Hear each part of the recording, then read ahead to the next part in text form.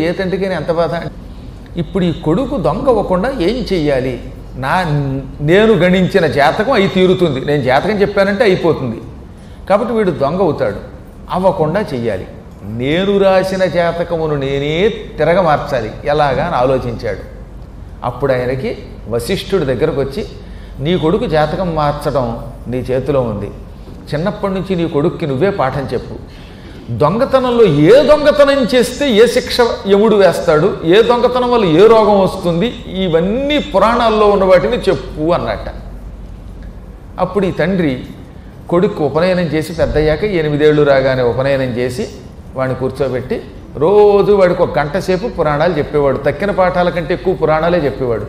అందులో చెప్పేవాట, నాయనా బంగారం దొంగతనం చేస్తే రౌరవ నరకానికి పోతావు, ఆ తర్వాత భూలోకంలో పుడతావు, కుష్ఠరోగంతో పుడతావు, నీ ఒళ్ళంతా పుళ్ళైపోయి ఈ వేళ్ళు పాడైపోయి